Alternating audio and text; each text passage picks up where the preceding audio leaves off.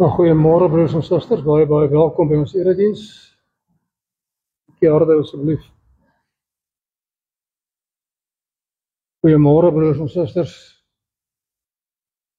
Nog 'n klein bietjie volume asseblief. Daai dingetjie aan. Kan jy my nou beter hoor?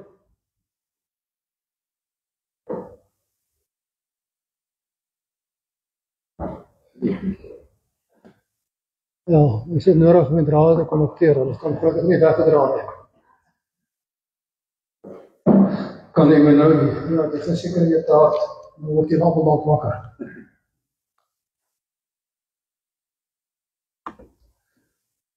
Baie welkom broers en susters, ons bede is ook dat jy ryklik vertroos sal word deur die woord van die Here. Afkondigings na ons kerkraad, ons het kollekte is vir die Bybelverspreiding, verjaarsdag, Dinsdag die 14de Petrus, ons het baie geluk. Ons sê verjaar ook die 14de, baie geluk met die verjaarsdag, nog die volgende lewe sal baie seënryk wees. Saterdag verjaar Julie, baie geluk met die verjaarsdag. Nog die volgende jaar baie seënryk wees en baie sterkte vir eksamen binnekort begin. Ons het 'n gemeentevergadering net na die erediens en dan later 'n kerkvergadering by ons aan huis.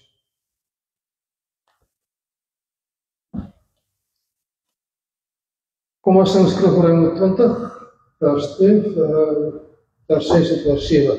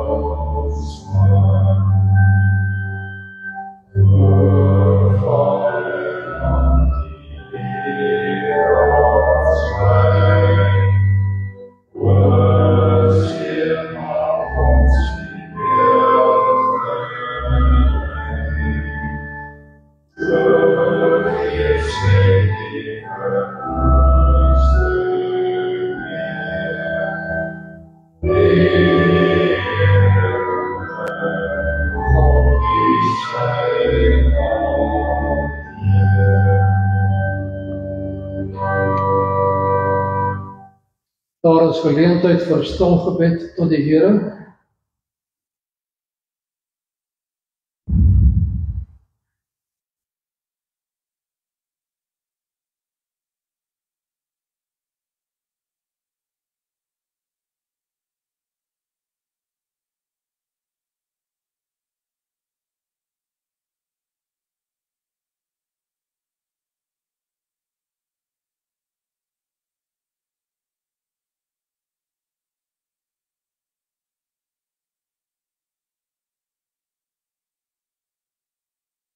Ons sing Psalm 149 vers 1 as die wotum, daarna ontvang ons die seëngoed van die Here en dan loof ons Psalm 150 vers 1.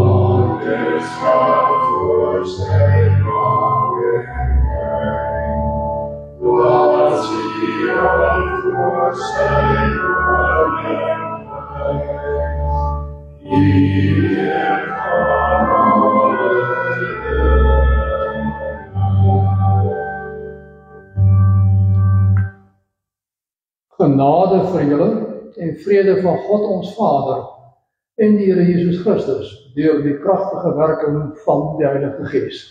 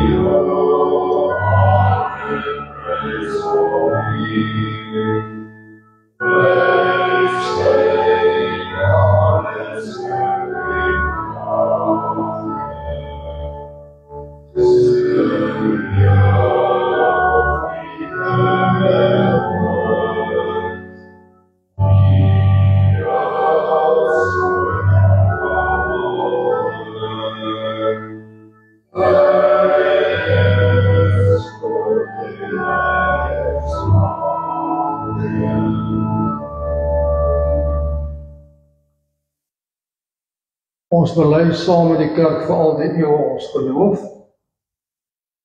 Ek glo in God die Vader, die Almagtige, die Skepper van die hemel en die aarde, en in Jesus Christus se eniggebore Seun, ons Here, wat ontvang is van die Heilige Gees, gebore uit die Maagd Maria, wat gelei het, onder Pontius Pilatus gekruisig is, gesterf het en begrawe is, uit die lyding van die hel ondergaan, het die derde dag opgestaan uit die dood, opgevaar na die hemel en sit in die regterkant van God, die Almagtige Vader, waar ons sal kom om die lewendes en die dooies te oordeel.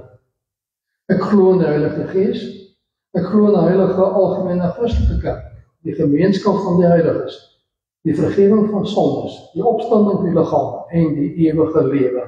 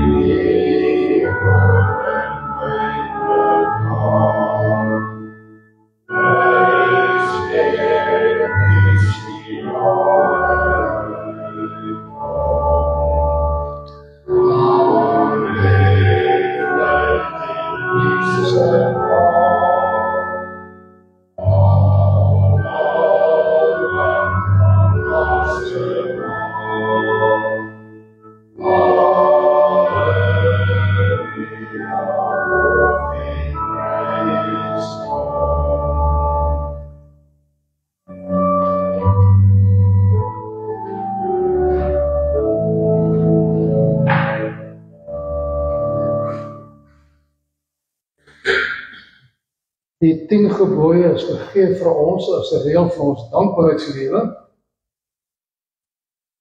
Die eerste gebod gaan dat jy God alleen mag aanbid en vertrou.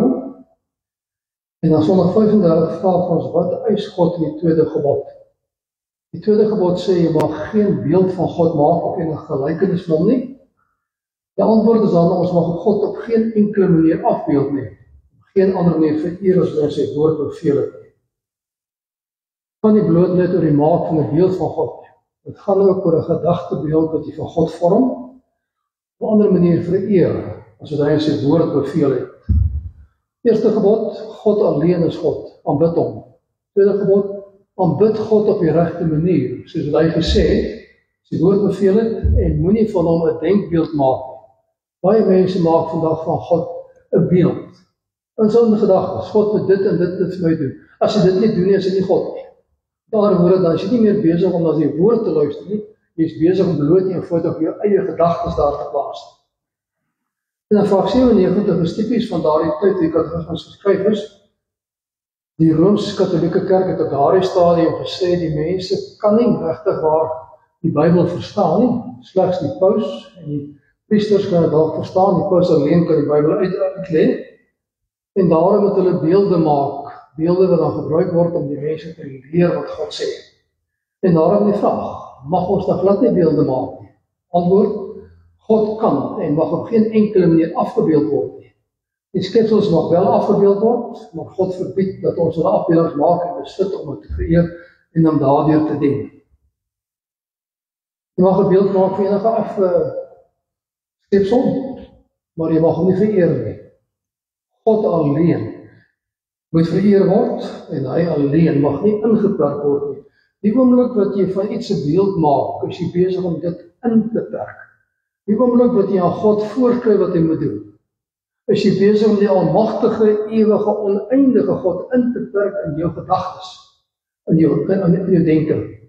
Vraag 98, mag ons beelde as boeke van die leuke die kerkgebou toelaat? Nee, is nie wys dat God kon wees nie. Hy was 'n Christen nie 'n stomp beelde nie, maar die lewende verkondiging sy woord laat onderrig. God wil gemeenskap hê in die mens. Die mens is die enigste van die skepsels wat kan redeneer, wat kan praat, wat kan taal gebruik, en met taal regeer 'n mens, taal beheers jy die werklikheid om jou. En daarom wil God in taal met ons besig wees. Deur sy lewende woord, verkondiging, laat onderrig, leer om hom te ken, saam met hom te leef. Daarom ook het ons die voorreg om te mag bid tot hom, sy Bybel te mag lees. Heerlike voorreg om die Bybel ons eie taal te hê en te verstaan wat God vir ons sê, om sodoende hom alleen te loof en te eer. Kom ons lees ook die 10 gebooie voor, as reël vir ons dankbaarheidslewe. Toe het God al die gebooie aangekondig. Ek is die Here jou God, wat jou Egipte die plek van slaverny bevry het. Jy mag naas my geen ander gode hê nie. Jy mag nie vir jou beeld of enige afbeelding maak van die hemel daarbo, die aarde onder die water, onder die aarde is nie. Jy mag hulle nie vereer of dien nie,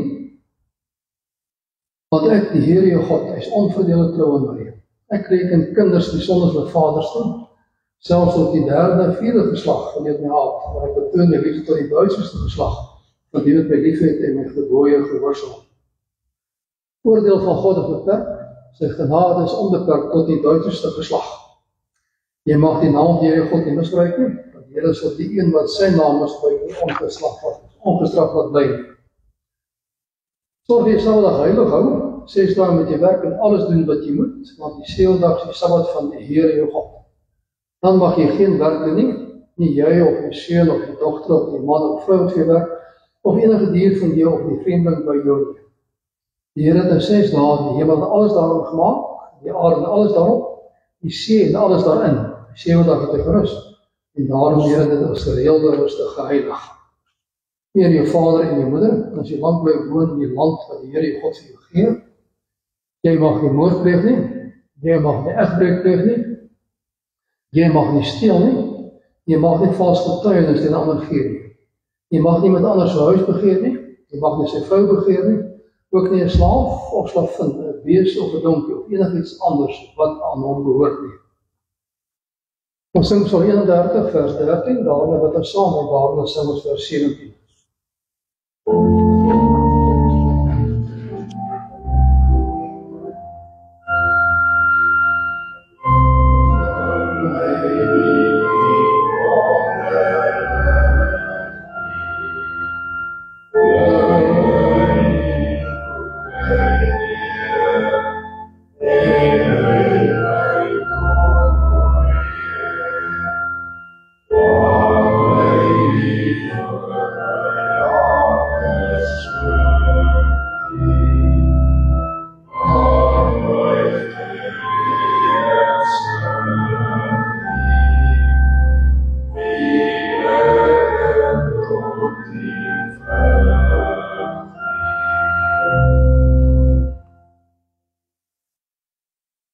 Ons almagtige Hemelse God en Vader, ons loof en prys U omdat U groot en goed is, omdat U almagtig alwys is, omdat U is en was en sal wees tot in alle ewigheid. Ons eer U as die enigste ware God, wat alles regeer en alles bepaal in sy raadsplan. Gee ons insig daarom, leer ons deur U woord op U reg te ken, U reg te aanbid, en aan U die eer toe te bring wat U toekom. Ons bid dat U ons moet vertroos deur U woord, vermaan, onderrig, leer, sodat ons sal lewe as kinders van U tot ere van U naam.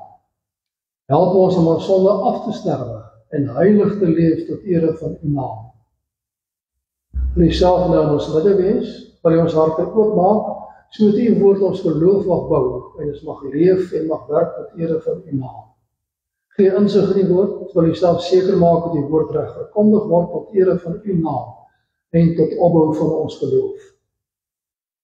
Vergeef ons alles baie sondes en dra ons deur die lewe om Jesus Christus naam te noem. Amen.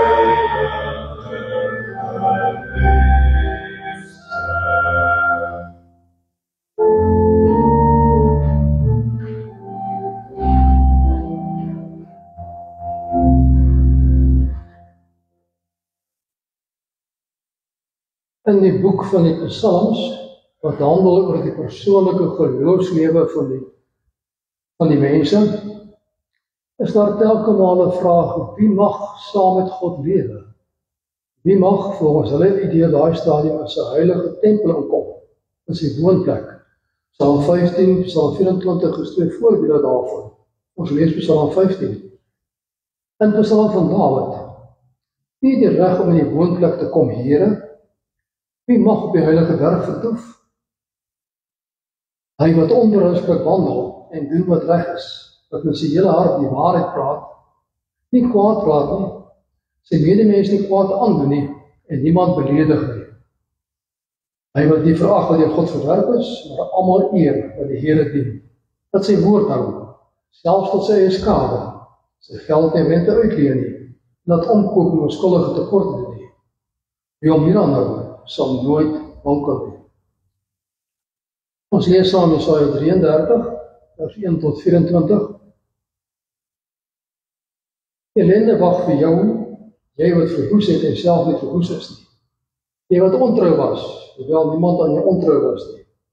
Wanneer jy klaar verwoes het, sal jy verwoes word. Wanneer jy kom aan jou ontrou, sal ander ontrou wees aan jou. Wees ons genadig, Here, ons vestig ons hoop op U. Wees elke nuwe dag ons krag, ons leiding in tyd van nood. Wanneer jy U stem laat hoor, vlug volke. Wanneer jy tevoorskyn kom, spat nader op mekaar. Wat julle vir jouself gebuit het, sal weggeraap word as stinkane daar toegesak het. Mense sal soos een stinkane daarop afstorm. Die Here is hoog verhewe, hy woon in die hoogte. Hy sal sorg dat daar in Sion weggeskiet en weggedoen word. Hy is die een op wie jy jou lewe lang kan vertrou. Die kosbare besitting wat werklik kan help, is wysheid en kennis. Die rykdom waarop Sion kan verlaat, is die diens van die Here. Die inwoners van Efraim roep om hulp daar buite, die wat die boodskap bring dat daar vrede is, huil onbedaarlik. Die paai lê verlate, niemand kom die pad verby nie. Die verdraggers in plek, stede is met minagte baan, waar geen mens is in sien nie. Die land treur, hy is verdor. Die Libanon verwelk, hy is vol insekte. Die Saron lyk soos 'n woestynvlakte. Op Basan en Karmel staan die bome kaal. Ek gaan ingryp, sê die Here. Ek gaan optree. Ek gaan my mag laat geld. Al wat julle voortbring is strooi, al wat julle oplewer is kaf. En julle asem is die vuur waar julle verteer sal word. Die volke gaan 'n kalkbrandery word. Hulle gaan die brand gesteek word soos afkapte doringbosse. Julle daar ver, hoor wat ek gedoen het. Julle hier naby, erken my mag. Die sondaar staan verskrik in Sion. Die goddeloses is aangevange. Wie van ons kan dit by 'n verterende vuur uithou? Wie van ons kan dit uithou by 'n vuur wat brand sonder ophou? Net die mens wat reg bly doen en opreg is in wat hy sê, wat weier om wins te maak deur mense uit te buit, wat omkoopgeld weier, nie na moordplanne luister nie en die geleentheid soek om misdaad te pleeg nie. So 'n mens sal sy woonplek in die hoë berge hê, sy skuilplek sal rotsvesting wees. Kostelike kluis en drinkwater sal nie opraak nie. Jou eie oë sal koning sien na al sy pragt in 'n land wat wyd lê. Jy sal terugdink aan die vrees wat jy gehad het. Waar is die een wat ons goed moes opskryf? Waar is die een wat ons afweeg? Waar is die een wat ons opskryf wat op toeras afgetrek word? Jy sal daardie vermetele mense nie weer sien. Daardie volk met sy onverstaanbare, moeilike taal wat jy nie begryp nie. Kyk na Sion, die stad waar ons feeste vier. Jou eie oë sal Jerusalem sien, 'n veilige woonplek waar jou tent nie versit hoef te word. Sy tent kan nooit uitgetrek moet word, sy toue nooit moet breek nie. Daar sal die Here vir ons die magtige God wees. Daar waar die strome die riviere breed sal vloei, sonder die vyand se roeiboot daar vaar, die oorlogskepe daar verbykom. Die Here is ons regter, die Here is ons leidsman, die Here is ons koning, hy is ons red. Die toue van die vyand se skepe hang slap, hulle hou nie die mast reg op nie. Seile kan nie gespan word nie. Daar word buite oorvloed verdeel. Selfs lammers vat wat hulle wil. Niemand in die stad sal meer sê ek is siek nie. Die sonde van die volk wat in Sion woon is vergewe. Ons teksvers, Jesaja 33 vers 6. Hy is die een op wie jy jou lewe lang kan vertrou. Die kosbare besitting wat werklik kan help is wysheid en kennis. Die rykdom waarop Sion hom kan verlaat, is die diens van die Here. Geliefde broers en susters in die Here Jesus Christus, wat sê God vir ons in hierdie deurmekaar wêreld waar ons tans leef? Waar die mens dink hy is alles en waar sy gebruikerskultuur en eie gerigte alles om hom afbreek. Die mens dink bloot aan sy eie voordeel. Elkeen streef daarna soveel as moontlik bymekaar te maak, het sy eerlik, het sy oneerlik. Dink 'n oomblik na oor al die onthullings wat die afgelope tyd van korrupsie, geldwasery, eie geregtigheid en steel en moord, fondse wat van ander mense benadeel word. Elke male lees mens en hoor mens van al die ongeregtigheid wat plaasvind. En dan kan 'n mens voortgaan daarmee, na baie lank daaroor praat, en dan sal ons heel moedeloos in die kerk stap, asof daar geen hoop en toekoms is nie. Of, ons kan in diepte kyk na Jesaja 33, daardie lied gaan leer, gaan ken, waar die mense hulp by God alleen soek, waar die lied wat die Here gebruik om Juda te vertroos tydens hulle die mekaar wêreld en ons te leer om heilig te lewe. Dis ook ons taak as gelowiges om mekaar voortdurend te vermaan, om standvastig heilig te leef tot ere van God. Elke maal as ons mekaar praat, vestig die aandag op God se almag, op sy regering, op dit wat hy doen. Weet, hy alleen regeer, en hy hou ons sy genade alleen by. Verkondig sy werke, en sien hoe hy gelowiges beskerm, en anonimiteit gee. Jesaja verkondig God se woord in digterlike vorm. En dan kontrasteer hy die huidige stand van sake, dit wat om Juda gebeur het, totale verval van alles, met dit wat hy gaan doen. Hy verkondig die vyand kom en gaan. God gebruik Assyrië, daarna gebruik God Babel, daarna Mede en Perse, daarna die Romeine. Ryke kom en gaan in die wêreld, maar God alleen, sy koninkryk bly bestaan tot die ewigheid. Hy versorg sy kinders, en hy skenk die regverdige koning. As gelowiges is ons geroep om mekaar te bemoedig en te versterk, om gehoorsaam heilig te bly leef, en die vaste wete dat God regeer en ook heers oor hierdie sondige bedeling, sodat ons alles te goede kom. As mens kyk die sondige deur mekaar bedeling, onthou, hy regeer, en hy laat alles vir jou ten goede kom, soos hy wil volgens sy planne en sy welbehaag, Romeine 8. Hy sê jou bewaar, om sy alles beheers en voorin te gaan. Vorige hoofstuk het ons gesien dat Jesaja die mense waarop hy vertrou, waar hulle krag gesoek het, vergelyk met die ewige God. Hulle is doodgewoon mense, hulle diere is doodgewone diere, hulle perde is niks besonders nie. God is ewig, hy is die ander ene, nie wat alles kan doen. En nou, die vyande kom en gaan soos wat hy hulle gebruik, hy is ewig, verskaf skuilplek aan elkeen wat sy sonde opreg bely en heilig saam met hom lewe. Diegene wat heilig saam met God lewe, wat dit doen, sal 15 sê, sal 24 sê, met hierdie gedeelte sê, sal heilig saam met God lewe, en die gelowiges mekaar telkens bemoedig met hierdie lied, om heilig en vertrou op hom alleen te leef. Sien dit wat God doen, leer mekaar daarin, en laat ons sy naam alleen loof en eer. Situasie van Juda was tamelik droewig geweest. Koning Sanherib van Assyrië het sopas 15 dorpies om Jerusalem ingeneem, alles gevat wat waardevol is, die mense wat nie gedood is nie, weggevoer in ballingskap as slawe, en is nou op pad om Jerusalem ook te gaan inneem. Ek het gelees in 2 Kronieke 32, hoe die koning spot met die almagtige heilige God, hoe hy probeer om mense bang te maak. Op die oog af lyk dit om die einde is van God se plan. God het sy volk verlos uit Egipte uit, hulle 'n heilige nasie gemaak om te leef, sodat almal kan sien hoe leef mense saam met God. Daarvan het hulle 'n klaaglike mislukking gemaak. En lyk dit of dit 'n einde is, maar God is besig. Hy sal sy volk in ballingskap wegstuur en die gelowige res terugbring. Die konings van Juda het baie geld betaal om hulle veiligheid te verseker, maar die magtige Assyrië het die kontrak opgeskeur en besluit hulle sterk genoeg om Jerusalem in die grond gelyk te maak en spot met die heilige van Israel. Hulle vergelyk God met al die ander afgode in die volke, gelees 2 Kronieke 32. Daar is 'n klein klompie mense wat tog daarom nog na die tempel toe gaan, om God te aanbid en hierdie woord en offer versterk te word. Die oorgrootste meerderheid het besluit, is nie meer die moeite werd nie. Hulle het geoordeel dat aanbidding en offers tot God geen persoonlike voordeel aanhou, nie staat gemaak oor eie krag en planne.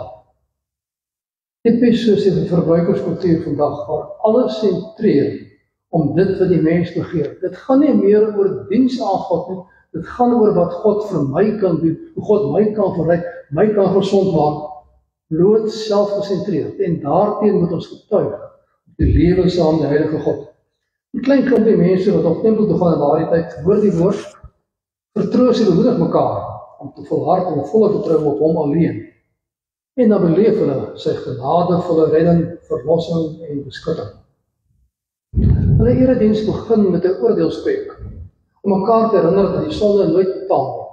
Wee julle wat alles gevat het, wat verwoes het. Hulle stel het algemeen. Ellende wag vir die wat verwoes, ontrou en afbreek. Sonde waar jy jouself verryk ten koste van 'n ander kan nie op die lang duur enige voordeel nie. Sonde wat jy bely nie, haal jou in. Miskien in die lewe, maar definitief in die lewe hierna. Maar die ewiglik dan sonder God sal wees. Nou, hierdie spreek antwoord die volk ootmoedig en bid dat God hulle tog moet begenadig. Lees vers 2, dan sien mens daardie opregte gebed. Here, wees ons tog genadig. Ons het niks. Ons vertrou op U alleen. En bid dat elke môre hulle krag en redding moet wees. Heerlike voorreg om elke môre op te staan te weet, God is my krag en my redding. En dit word opgevolg, skuldbelydenis ook van hulle eie sonde en swakheid, onwaardigheid. Verse 3 tot 6, bely hulle. Hy is die een, verhewe, en hy is die een wie jou lewe lang kan vertrou. Elke maal kom God se almag, sy betroubaarheid na vore in hierdie lied. Hy kan nie kom vertrou. Die rykdom en die werklike kosbaarhede wat die mens help, is nie geld nie, is nie vestig nie, is wysheid en kennis van die Here. Wie hom dien met sy hele hart, kan werklik iemand op wie jy kan vertrou. En om te dien is baie meer as bloot dit 'n Bybel te lees, te bid, af en toe kerk by te woon. Het gaan om 'n totale lewenstyl wat tot ere van God is. God dien met alles wat jy het. En daarom volg die voorbeeld van Christus, wat onselfsugtig alles prysgegee het en gehoorsaam aan die kruis gebly het om sodoende vir ons sonde te betaal, sodat sondaar verlos kan word. Hy het sy lewe gegee, hy wat onskuldig was, sodat ons werklik waar verlos kan word en saam met hom lewe. Wie 'n gemeenskap met hom lewe, lees gereeld die Bybel, bid gereeld, en dan bid hom gereeld, sal sy medegelowiges om sterk te word in sy dienswerk en sy koninkryk. En as die gelowiges na die tyd kyk in die werklikheid om hulle, sien hulle 'n skynbare hopelose situasie. Hulle bly hulle sonde en onmag, maar ook hulle bereidwilligheid om te wag op die Here. Die land is verwoes, verlate en die paaie is gevaarlik. Niemand gebruik dit meer nie. Land is verwoes, daar is nie meer lewensruimte nie as gevolg van die inval van Sanherib, as gevolg van die sonde of geregtigheid van die mense. Dit lyk asof alles tot einde gaan kom en daar niks meer oor is nie. En dan antwoord die Here, hy gaan ingryp, hy gaan iets doen, nadat hy geleentheid gegee het vir bekering. Hy sal die mense, dit wat die mense doen, bring slegs strooi en kaf na vore. Die mens doen is niks, wat God doen is ewig en staan vas. Mense sal eie planne help nie, en kan nie bly 'n oplossing gee nie. As hy optree, is die sondaars verskrik, en word die vraag gevra, wie kan saam met die heilige van Israel leef? Hierdie heilige God wat totaal anders is. Hy is absoluut heilig, en sy heiligheid is 'n terende vuur, met alles wat onheilig is verbrand. Dit is soos die brandende doringbos, waar hy verskyn het aan Moses in Eksodus 3. Sy heiligheid verteer alle sonde en heilig en reinig die mens. Die Here optrede gaan die ongelowige volke kalkbrandry word en brand soos doringbos wat afkap is, verbrand tot niks omdat hulle sonde en kaf voortgebring het. Hy oordeel alle ongeregtigheid. Die sondaars op skrik en die godloses is angstbevange vir die heilige God. Almal sal sy dade sien, en die wat ver is, sal hoor van sy aandag. Net op die pragtige uitgestrektheid, sy dade gaan die wêreld wyd oor. Mense naby aan hom sien dit, die mense ver hoor daarvan en loof en prys hom. Sy regverdigheid en vergelding verteer alle sonde. En slegs die uitverkorenes, wat die geheiligde deur die soenbloed van Christus kan bly bestaan in sy heilige teenwoordigheid. Deur Christus geheilig kan 'n mens in God se teenwoordigheid heilig saam met hom lewe. En daarna word die lewe van die uitverkorenes beskryf. Hoe die mens moet lewe om in teenwoordigheid van staande te bly. Hoe dan saam, aan die een kant, geheilig deur Christus, leef jy so. Aan die ander kant, opdrag, leef so om saam met God te kan lewe. Die vrugte van die Heilige Gees moet duidelik sigbaar wees in die wyse waarop die uitverkorene reg doen, opreg is in woorde, weier om winst te maak ten koste van 'n ander, omkoopgeld weier, nie aan moordplanne en geweldpraatjies luister nie. Totale al heilig lewe tot ere van God. Leef tot voordeel van die naaste. God lief wees en die naaste soos jouself. So iemand soek nooit 'n geleentheid om misdaad te pleeg. Hy leef heilig in gemeenskap met die heilige God. Dieselfde Psalm 15, Psalm 24. Die mens wat opreg leef saam met God. God het jou heilig, verlos in Christus Jesus, en daarna kan jy saam met hom heilig leef tot ere van sy naam. Dis die gelowige wat leef in gemeenskap met hom en wat die werke van die Heilige Gees ware vrugte voortbring. Nie werke wat gedoen word om geheilig te word, werke wat gedoen word omdat jy verlos is, omdat jy geheilig, omdat jy aan God behoort. Elke wat Here erken, dat Jesus Christus as koning op sy ganse lewe sien, leef tot ere van hom, in midde van die verworde wêreld om hom. En dan sien ons natuurlik uit dat die heerlike eindtyd waar alles volmaak sal wees. Die lied word afgesluit met 'n loflied op God se grootheid. Die een wat alles gebou het, is weg. Jy dink slegs aan wat was in die verlede, en hoe bang jy was. Wanneer jy leef in gemeenskap met hom, net om jy dat sê, sal hy die magtige God vir jou wees. Leef saam met hom, en dan sal hy vir jou die magtige God wees, waar die waterstrome is, waar hy oorvloed is. Sy teenwoordigheid word beskryf met 'n oorvloed van water, maar die vyand se skepe nie sal kom nie. Die vyand se skepe is te lang slap, en jy hoef nie gereed te wees vir oorlog nie. Hy is jou regter, leidsman en koning. Totale alomvatte jou lewe. Leef jy in vrede en rus saam met hom, en kan jy leef en werk tot ere van sy naam. Hy het jou gered deur die soendood van sy seun, en sal jy uit alle gevare red. En dan niemand sal meer sê ek is siek nie. Die gedagte wat ook in die Nuwe Testament na vore kom, as 'n mens siek is as gevolg van sonde. Christus het dit afgewys. Dit is nie so nie. Sy doodgewoon, die sonde is vergewe, en daarom leef die mense tot ere van God. Hy het alles nuut gemaak. En deur hom het almal leef in vrede saam.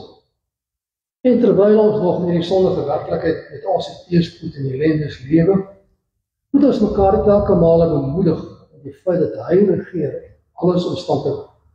Wees diensbaar as sy koninkryk, verkondig dat hy alleen ewig is. Hy is regter, leidsman en koning, en leef daarom heilig saam met hom, omdat hy geheilig het deur die soendood van Christus. Leef so saam tot ere van sy naam, soos sy naam geheilig word oor hele aarde. Ken hom reg en heilig sy naam, roem en prys hom na al sy werke, waarin sy almag, wysheid, goedheid, geregtigheid, barmhartigheid en waarheid so skitter, so die bose verskrik sal staan. As ons die werke van God verkondig wat hy doen, dan sal die bose verskrik staan en terugwyk, want hulle weet, hy is 'n heilige verterende vuur, en dan kan ons leef in gemeenskap met hom, tot ere van sy naam, en weet hy sal ons lei en dra tot in ewigheid. Amen. Kom ons dank saam. Ons almagtige Hemelse God en Vader, dank U dat U die magtige God is vir ons, uit genade alleen, deur die soendood van Jesus Christus. Ons bely ons sonde, ons skuld vir U, ons vra vergewing, terwyl van die soendood van Christus, en ons roem en prys U, dat ons sondes vergewe het, dat U ons nuut gemaak het, dat U vir ons die Heilige Gees gegee het, om heilig te lewe tot ere van U naam. Lei ons elke dag deur die woord en deur die Gees. Help ons om ons sondes so langer meer af te sterwe, en hoe langer meer heilig te lewe tot ere van U naam. Laat ons veilig en tuis voel by U almag, en aan mekaar verkondig. U is die God wat alles regeer en alles doen en dra. Ons bid, wees met die kerk oor die ganse aarde. Laat die kerk waarlik suiwer kerk wees tot ere van U naam, en U boodskap uitdra in 'n bose wêreld waar die sonde skynbaar regeer. Vertroos en versterk ons te midde van alles, en gee ons krag en genade om vreugdevol elke dag te leef en te werk tot ere van U. Ons bid vir die owerheid, ons bid vir reg en geregtigheid, wil U selfoorloë laat ophou, wil U vrede skenk, wil die sonde afbreek, wil die mense heilig die harte verander, om saam te leef tot ere van U naam. Wees U met ons ook, bewaar en lei ons as gemeente, skenk ons insig en wysheid om dit te doen wat U wel behaaglik is. Ons bid vir elkeen wat siek is, wat swaar het, wat in nood verkeer, wil U vertroos en versterk en U barmhartigheid en genade gee. Versorg ons elke dag na ons nood en na ons behoeftes en laat ons so lewe dat U naam alleen verheerlik sal word. Vergewe ons sondes om Jesus Christus naam te wille. Amen. Daar is geleentheid vir die insameling van liefdegave.